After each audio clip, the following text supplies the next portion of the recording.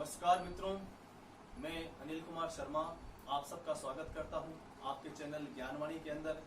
आज हम एक नया टॉपिक लेकर आए हैं, इंग्लिश ग्रामर का एक नया टॉपिक, नरेशन, या इसे आप कह दीजिए रिपोर्टेड स्पीच, या हम कह सकते हैं डायरेक्ट एंड इनडायरेक्ट स्पीच। तीनों एक ही नाम है। आज हम इस टॉपिक का अध्ययन करेंगे। तो सबसे पहले मित्रों, हम इस टॉपिक को समझने का प्रयास करते हैं। इंग्लिश ग्रामर का ये जो टॉपिक है ये थोड़ा जटिल है और बहुत ही बड़ा है, लेंथी टॉपिक है, तो इसे हम बड़े सिस्टमेटिक तरीके से सीखने का प्रयास करेंगे। आज सबसे पहले हम इस टॉपिक को देखते हैं। इसको तीन नामों से पुकारा जाता है। इसको नरेशन भी कहते हैं, इसको रिपोर्टेड स्पीच भी कहते हैं, इसको डायरेक्ट एंड इनडायरेक्ट स्पीच भी कहते हैं। तो सबसे पहले तीनों को, टॉपिक एक ही है, नाम तीन है। देखिए नरेशन, हम समझने का प्रयास करते हैं कि है क्या। देखो नरेशन, नरेशन शब्द बना है नरेट से। नरेट का अर्थ होता है टू से, यानी कोई भी बात कहना, कोई भी बात कहना, कोई भी बात बताना। वैसे नरेट का अर्थ हम कह सकते हैं वर्णन करना, कोई बात बोलना, कोई बात कहना, नरेट से शब्द है। यदि हम इसको एक सिंपल तरीके से देखें तो नरेशन या जो नरेट शब्द है उसको हम स्टेटमेंट भी कह सकते हैं। स्टेटमेंट का अर्थ होता है कथन, वक्तव्य। स्टेटमेंट एक बोलने वाला, एक सुनने वाला, लिसनर और स्पीकर। देखेंगे, ध्यान से समझने का प्रयास करते हैं। तो स्टेटमेंट भी कह सकते हैं नरेशन को। यहाँ पर जो शब्द है नरेशन वो किससे बना है? नरेट से। नरेट का अर्थ क्या होता है? टू से, कहना, बोलना, बताना। इसको हम सिंपल भाषा में कहते हैं वर्णन करना। इसका एक नाम होता है स्टेटमेंट भी हम इसे कह सकते हैं, कथन रूप में हम इसको कह सकते हैं। अब समझने का प्रयास करते हैं। इसी को एक कथन दो तरीके से कहा जा सकता है, डायरेक्ट वे में और इनडायरेक्ट वे में, प्रत्यक्ष कथन और अप्रत्यक्ष कथन। स्पीच शब्द जुड़ा हुआ है साथ में। स्पीच का अर्थ क्या होता है? कथन, वक्तव्य, भाषण हम बोल सकते हैं। देखेंगे, हम इस टॉपिक को समझने का प्रयास करते हैं कि ये शब्द है क्या। देखो, दो शब्द आए हैं, डायरेक्ट स्पीच और एक शब्द आ रहा है इनडायरेक्ट स्पीच। मित्रों, दो शब्द यहां समझ, अगर हम समझ जाए तो टॉपिक हमारे सामने क्लियर हो जाएगा। डायरेक्ट स्पीच और इनडायरेक्ट स्पीच। देखो, जैसे मान लो एक एग्जांपल लेता हूं। He said to me, I M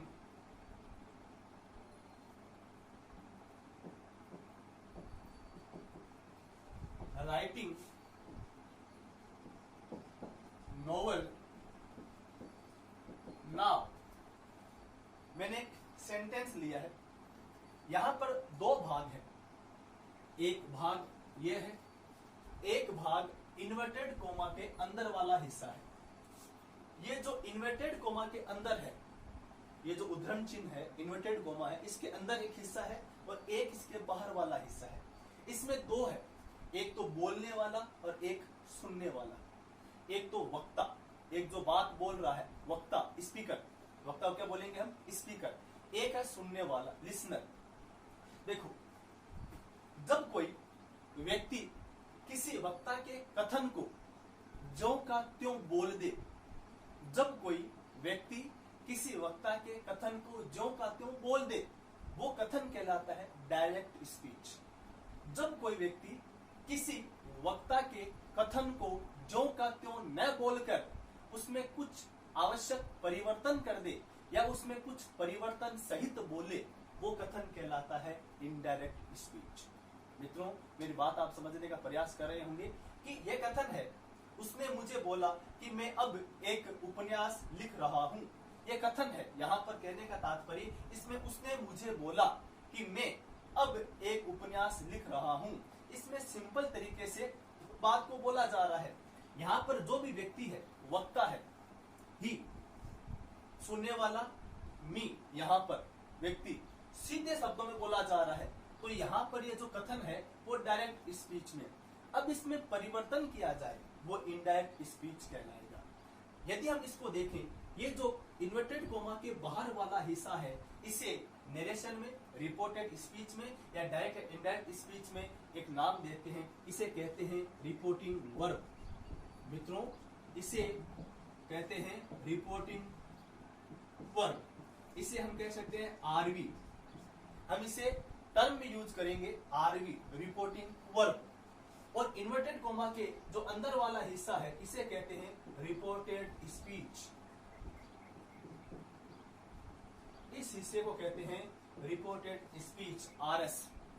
ध्यान से समझेंगे, ये जो हिस्सा है इसे हमने बोला रिपोर्टिंग वर्ब, और जो यह हिस्सा है जो इन्वर्टेड कोमा के अंदर वाला है उसे हमने बोला रिपोर्टेड स्पीच। इसीलिए ये जो कथन है, वक्ता का कथन कौन सा है, ये इन्वर्टेड कोमा के अंदर वाला जो हिस्सा है ये उसका वक्ता का कथन है, स्पीकर का स्टेटमेंट है। ये स्टेटमेंट है अंदर इसके, तो इसको हमने क्या बोला, रिपोर्टेड स्पीच। इसीलिए इसको एक नाम से और पुकारते हैं, रिपोर्टेड स्पीच।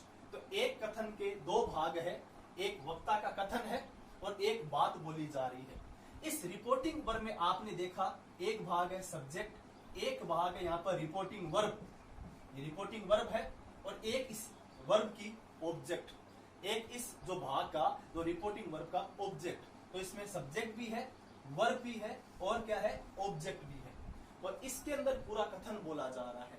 तो कहने का तात्पर्य, जब परिवर्तन किया जाएगा, वक्ता के द्वारा बोले गए शब्दों में जब परिवर्तन किया जाएगा तो इन्वर्टेड कोमा के अंदर वाला जो हिस्सा है स्टेटमेंट, उसमें परिवर्तन किया जाएगा। कहने का तात्पर्य कि रिपोर्टेड स्पीच में परिवर्तन किया जाएगा।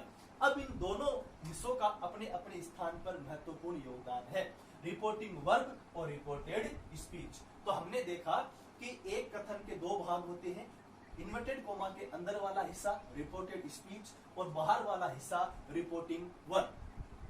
ये हिस्सा अभी जो बोला गया है ये डायरेक्ट स्पीच में है, इसे इनडायरेक्ट स्पीच में बदलने के क्या क्या नियम होंगे, किस प्रकार परिवर्तन किया जाएगा, इसकी हम रूपरेखा हम आज टॉपिक में अध्ययन करेंगे। कैसे?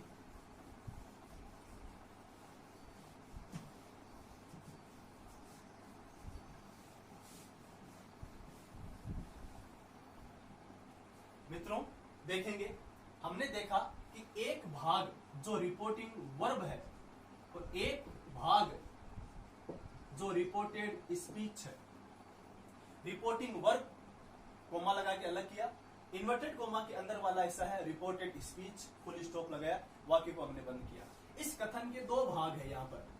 अब देखेंगे यहाँ पर कि जब डायरेक्ट से इनडायरेक्ट स्पीच में परिवर्तन करते हैं तो हम कई प्रकार के परिवर्तन करते हैं, उसमें से मूल 3 परिवर्तन किए जाते हैं। हमें 3 प्रकार के परिवर्तन पढ़ते हैं। देखो यहाँ पर सबसे पहला परिवर्तन पढ़ते हैं हम चेंज ऑफ टेंस। सेकंड परिवर्तन पढ़ते हैं हम चेंज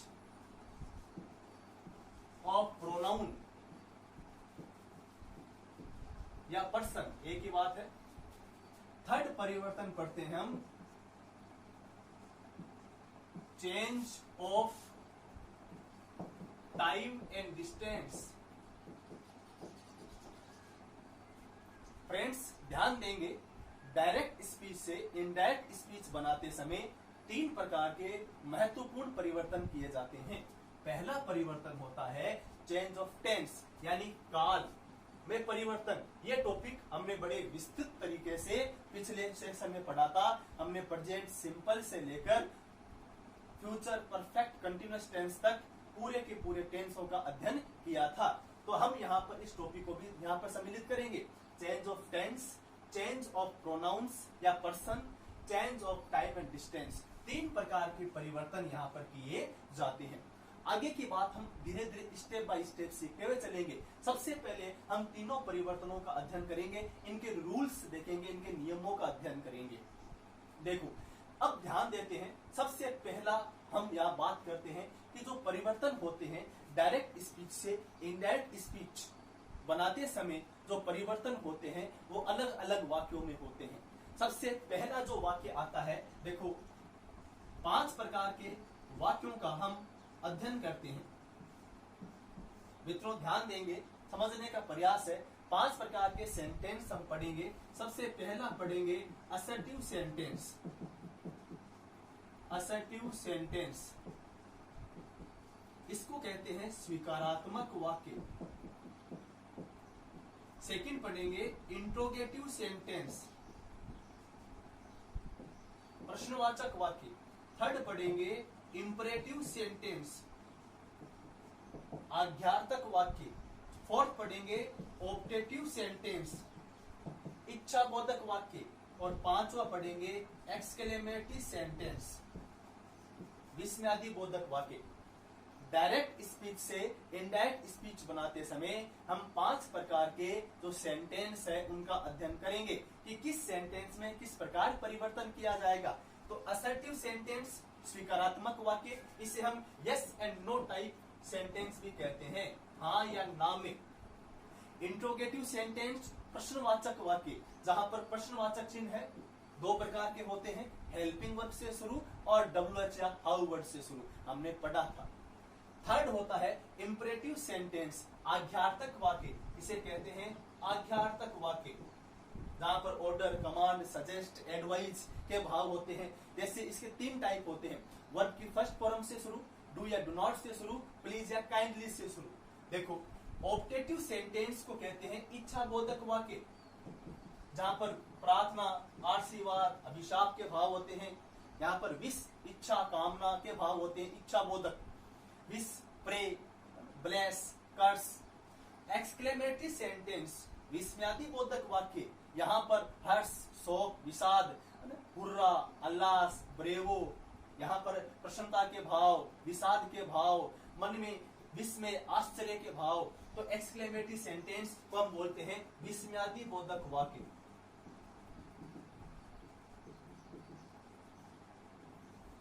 मित्रों ध्यान देंगे, थोड़ा समझने का प्रयास करेंगे।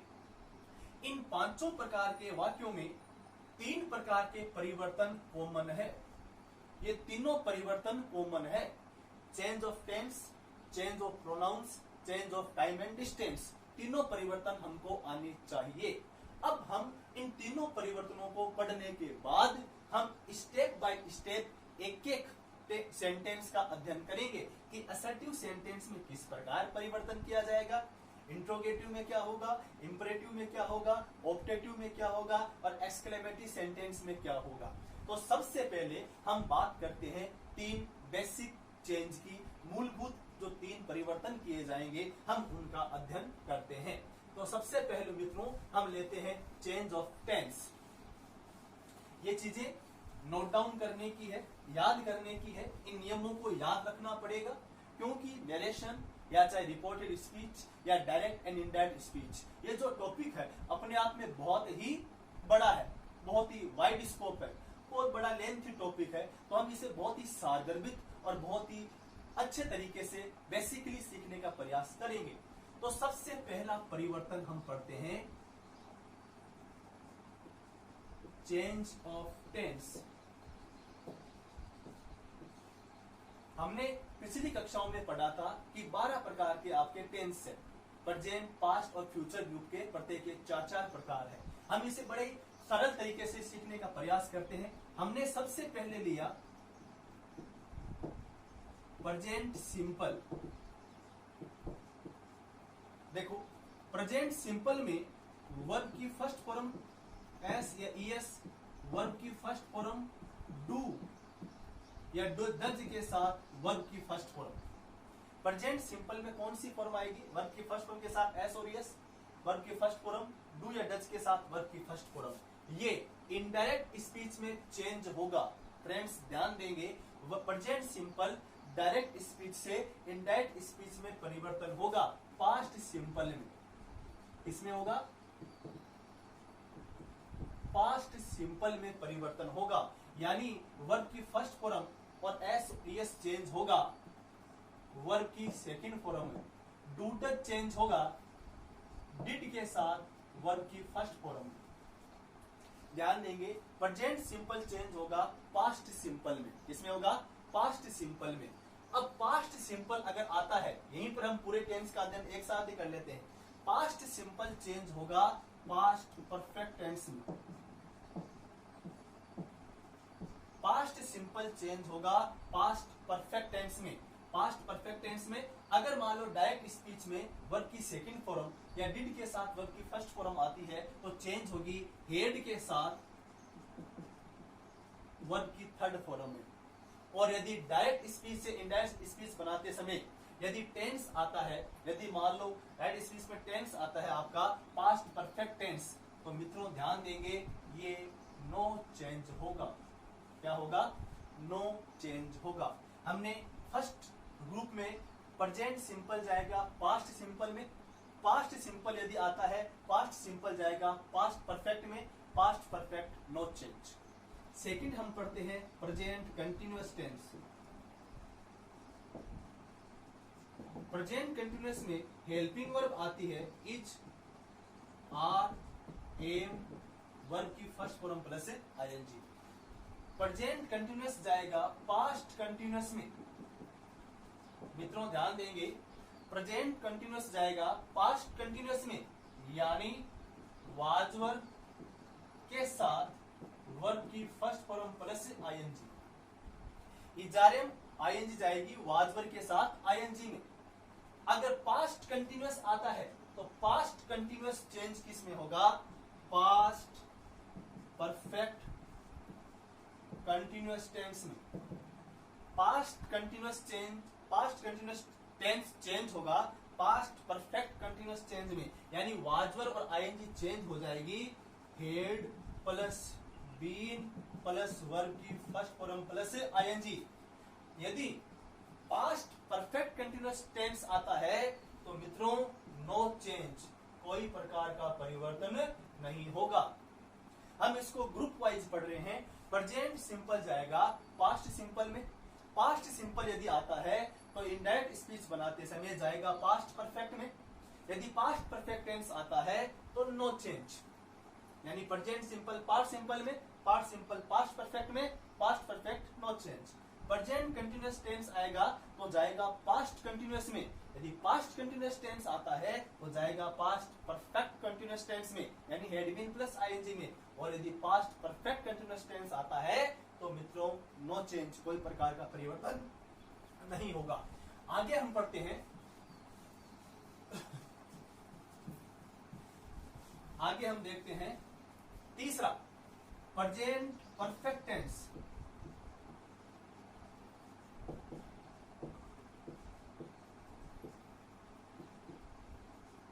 प्रेजेंट परफेक्ट टेंस देखेंगे। Present perfect tense, present perfect tense में हेल्पिंग वर्ब आएगी हैज है प्लस वर्ब की third form.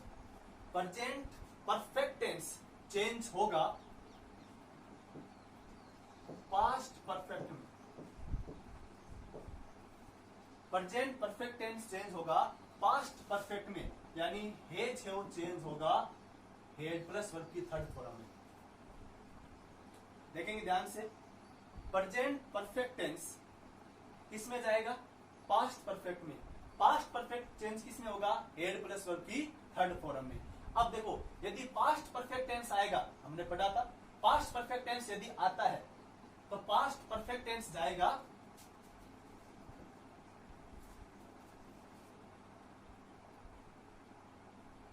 Past perfect tense no change. Past perfect tense का कोई परिवर्तन नहीं होगा। यदि पास्ट परफेक्ट टेंस आता है डायरेक्ट स्पीच से इनडायरेक्ट स्पीच बनाते समय तो पास्ट परफेक्ट टेंस में कोई परिवर्तन नहीं किया जाएगा। अब देखो, प्रेजेंट परफेक्ट हो गया, प्रेजेंट परफेक्ट कंटिन्यूअस टेंस हमने देखा था। प्रेजेंट परफेक्ट कंटिन्यूअस टेंस अगर मान लो आता है फोर्थ टेंस,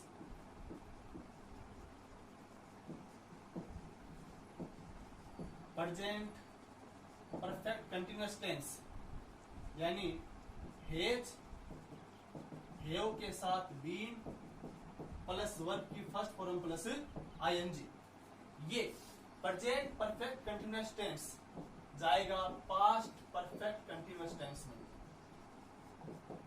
यानी हैड बीन प्लस वर्ब की first form plus ING. Present perfect continuous tense जाएगा पास्ट परफेक्ट कंटिन्यूअस टेंस में हैज हैव के साथ बीन जाएगी हैड बीन प्लस आईएनजी में। और पास्ट परफेक्ट कंटिन्यूअस टेंस यदि आता है तो मित्रों पास्ट परफेक्ट कंटिन्यूअस टेंस में कोई परिवर्तन नहीं होगा यदि हम डायरेक्ट स्पीच से इनडायरेक्ट स्पीच बनाते हैं। तो हमने प्रेजेंट सिंपल जाएगा पास्ट सिंपल में, प्रेजेंट कंटिन्यूअस जाएगा पास्ट कंटिन्यूअस में, प्रेजेंट परफेक्ट जाएगा पास्ट परफेक्ट में, प्रेजेंट परफेक्ट कंटिन्यूअस जाएगा पास्ट परफेक्ट कंटिन्यूअस में, पास्ट सिंपल जाएगा पास्ट परफेक्ट में, पास्ट कंटिन्यूअस जाएगा पास्ट परफेक्ट कंटिन्यूअस टेंस में, past continuous no change sorry past perfect tense no change और past perfect continuous tense no change. इस प्रकार हमने प्रेजेंट और पास्ट ग्रुप पढ़ा। अब बात करते हैं हम फ्यूचर टेंस की, जिसमें हम कुछ मॉडल्स यूज करते हैं। मित्रों ध्यान देंगे हम इसमें कुछ परिवर्तन देखेंगे। जैसे फ्यूचर और टेंस में आती है विल और शेल, ये as a modal auxiliary verb है। विल का बनेगा वुड, सेल का बनेगा शुड, कैन का बनेगा कुड, में परिवर्तन होगा माइट में,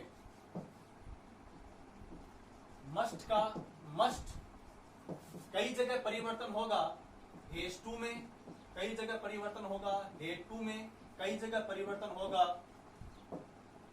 वुड हैव टू में। ये भी अपवादिक नियम है, इनका भी हम अध्ययन करेंगे, एक्सेप्शन रूल है। तो मस्ट रहेगा, चेंज होगा has to, had to, would have to में परिवर्तन इसका किया जाएगा।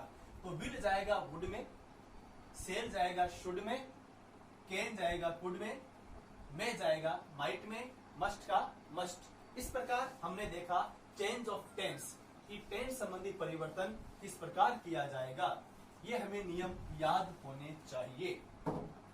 अब बात करते हैं सेकंड परिवर्तन, change of pronoun. Change of pronoun देखो सर्वनाम संबंधी परिवर्तन या चेंज ऑफ पर्सन, तो हम इसको बड़े आराम से समझने का प्रयास करते हैं। देखो थोड़ा सा इसको देखते हम ध्यान से, हम यहां इसको समझते हैं। ये सब्जेक्टिव है, ये पजेसिव है, ये ऑब्जेक्टिव है और ये रिफ्लेक्सिव है। देखो सब्जेक्टिव, पजेसिव, कर्ता कारक, संबंध कारक, कर्म कारक और निजवाचक कारक। यहां हम लेते हैं person, first person. First person में आई और वी, आई और वी हमने लिया। सेकंड पर्सन, सेकंड पर्सन एक ही होता है, यहां पर यू। थर्ड पर्सन हमने लिया यहां पर ही, शी, इट और दे। ध्यान से समझने का प्रयास करेंगे, थोड़ा सा इसको हम टेबल के द्वारा सीखने का प्रयास करते हैं। देखो मित्रों पर्सन तीन होते हैं, first person, second person, third person. First person होते हैं आई और वी, सेकंड पर्सन होता है यू, थर्ड पर्सन होता है ही, शी, इट और दे। ये इसके सब्जेक्टिव केस है, कर्ता कारक की है। देखो आई का सब्जेक्टिव केस आई होता है, आई का पजेसिव होता है माई और माइन, माई और माइन। ऑब्जेक्टिव होता है मी, रिफ्लेक्सिव बनता है माई सेल्फ। वी का पजेसिव होता है आवर या आवर्स और इसका ऑब्जेक्टिव होता है अस और इसका बनेगा आवर सेल्फ। यू का बनेगा योर, ऑब्जेक्टिव बनेगा यू, इसका रिफ्लेक्सिव बनेगा योर सेल्फ या योर सेल्फ। देखो मित्रों ही का पजेसिव बनेगा हिज, ऑब्जेक्टिव बनेगा हिम और रिफ्लेक्सिव बनेगा हिमसेल्फ। सी का पजेसिव बनेगा हर, हर्ष या ऑब्जेक्टिव बनेगा हर और रिफ्लेक्सिव बनेगा हर सेल्फ। इट का पजेसिव बनेगा इट सेल्फ। देखा देखो, पजेसिव बनेगा देयर, ऑब्जेक्टिव बनेगा देम और रिफ्लेक्सिव बनेगा देमसेल्व्स। ये इस प्रकार हमने इसको टेबल के रूप में पढ़ सकते हैं, क्योंकि बहुत ही महत्वपूर्ण परिवर्तन है। डायरेक्ट स्पीच से इनडायरेक्ट स्पीच बनाते समय या हम जब चेंज करेंगे डायरेक्ट से इनडायरेक्ट स्पीच में, तब हमको प्रोनाउन का ज्ञान होना बहुत ही जरूरी है कि हम किस प्रकार चेंज करें। तो हमको पता होना चाहिए कि कौन सा पजेसिव केस में है, कौन सा ऑब्जेक्टिव केस में है। जो जिस रूप में है तो उसी रूप में परिवर्तन होगा। सब्जेक्टिव सब्जेक्टिव में बदलेगा, पजेसिव पजेसिव में बदलेगा, ऑब्जेक्टिव ऑब्जेक्टिव में बदलेगा। देखो, अगर आई है तो आई के रूप में लेंगे पजेसिव माई और माई, ऑब्जेक्टिव मिलेगा इसका मी, रिफ्लेक्सिव बनेगा इसका माई सेल्फ। वी आवर और आवर्स में, अस और आवर सेल्स में।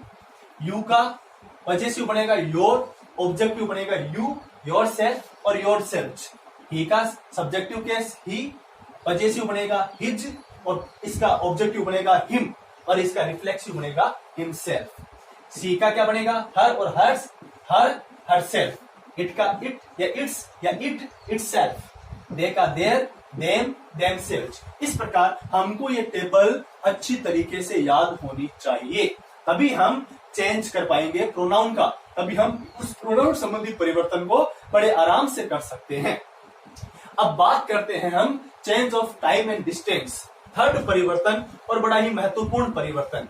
सबसे पहला परिवर्तन हमने पढ़ा जो हमारा था चेंज ऑफ टेंस, सेकंड परिवर्तन होगा हमारा चेंज ऑफ प्रोनाउन और थर्ड परिवर्तन होगा हमारा change of time and distance.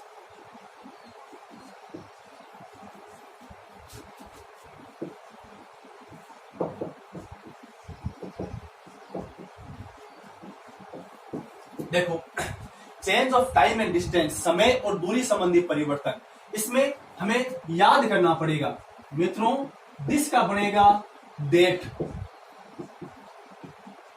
These का बनेगा दोज, हियर का बनेगा देयर,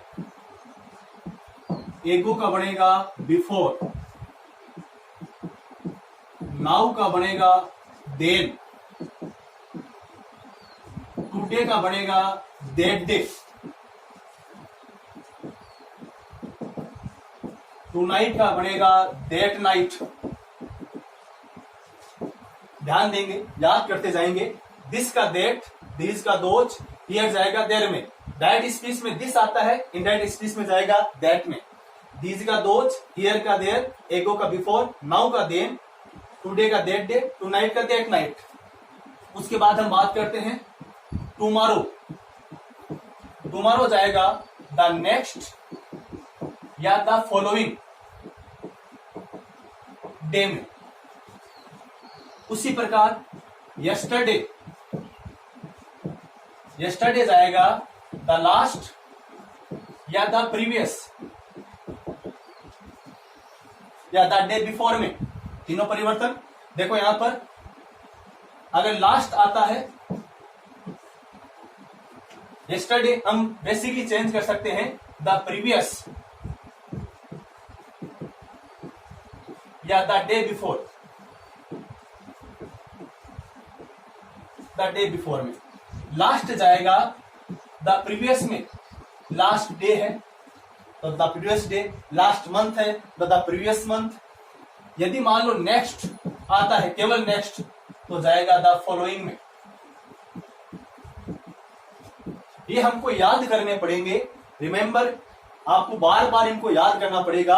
दिस का डेट, दीज का दोज, हियर का देयर, एगो का बिफोर, नाउ का देन, टुडे का दैट डे, टुनाइट का दैट नाइट, टुमारो का द नेक्स्ट या फॉलोइंग, यस्टरडे का द प्रीवियस या दैट डे बिफोर में, लास्ट का द प्रीवियस, नेक्स्ट का द फॉलोइंग। हैंस, हैंस जाएगा थैंक्स में। थस, थस जाएगा सो में। हिदर जाएगा थेदर में। इस प्रकार ये इसके महत्वपूर्ण परिवर्तन होंगे, हमें याद करना पड़ेगा। यानी हम बार बार इनको बार बार बोलेंगे, बार बार याद करेंगे, तब हमें ये रूल्स याद होंगे। This, that, these, those, here, there, ago, before, now, then, today, that day, tonight, that night, tomorrow, the next या फॉलोइंग, yesterday, the previous या the day before, last, the previous, next, the following, hence, hence, thus, so। इस प्रकार हम इनके परिवर्तन देखेंगे। तो मित्रों, हमने 3 प्रकार के परिवर्तन पढ़े। टेंस संबंधी परिवर्तन, प्रोनाउन संबंधी परिवर्तन और टाइम एंड डिस्टेंस संबंधी परिवर्तन। ये 3 परिवर्तन बेसिकली किए जाएंगे। ये तीनों परिवर्तन बहुत ही महत्वपूर्ण परिवर्तन है। डायरेक्ट स्पीच से इनडायरेक्ट स्पीच बनाते समय, या हम जब डायरेक्ट नरेशन से इनडायरेक्ट नरेशन चेंज करेंगे, जब नरेशन हम बनाएंगे, जब हम डायरेक्ट स्पीच से इनडायरेक्ट स्पीच बनाएंगे, उस समय हमको तीनों परिवर्तनों का ज्ञान होना बहुत ही आवश्यक है। हमें टेंस किस प्रकार परिवर्तन होगा। टेंस प्रेजेंट सिंपल जाएगा पास्ट सिंपल में, प्रेजेंट कंटिन्यूअस जाएगा पास्ट कंटिन्यूअस में, प्रेजेंट परफेक्ट जाएगा पास्ट परफेक्ट में, प्रेजेंट परफेक्ट कंटिन्यूअस जाएगा पास्ट परफेक्ट कंटिन्यूअस में, पास्ट सिंपल जाएगा पास्ट परफेक्ट में, पास्ट कंटिन्यूअस जाएगा पास्ट परफेक्ट कंटिन्यूअस में, पास्ट परफेक्ट और past perfect continuous tense no change. Futures group जो है, विल का वुड, सेल का शुड, कैन का कुड, मे मस्ट, मे का माइट, मस्ट का हैज टू, मस्ट में हैड टू और वुड हैव टू में परिवर्तन किया जाएगा। और प्रोनाउन का भी हमने देखा कि सब्जेक्टिव केस में कैसे होगा, ऑब्जेक्टिव में कैसे होगा, पजेसिव में कैसे होगा, रिफ्लेक्सिव में क्या रूप होंगे। टाइम एंड डिस्टेंस संबंधी परिवर्तन को याद करने पड़ेंगे। तो सबसे पहले आज हम इंट्रोडक्शन पार्ट में केवल नरेशन का हमने देखा कि नरेशन में क्या क्या परिवर्तन होते हैं।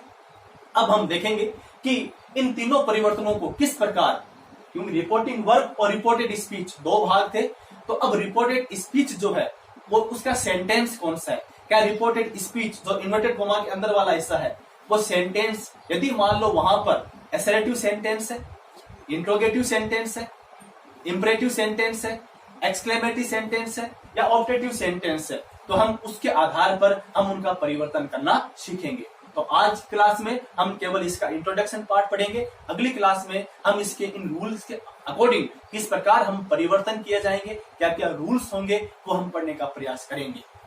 इसी के साथ आज क्लास कंप्लीट होती है। यदि आपने चैनल को अभी तक लाइक, शेयर या सब्सक्राइब नहीं किया है तो आप चैनल को सब्सक्राइब कीजिए ताकि आने वाला नया वीडियो उसका नोटिफिकेशन आपके पास पहुंच सके। जय हिंद, जय भारत।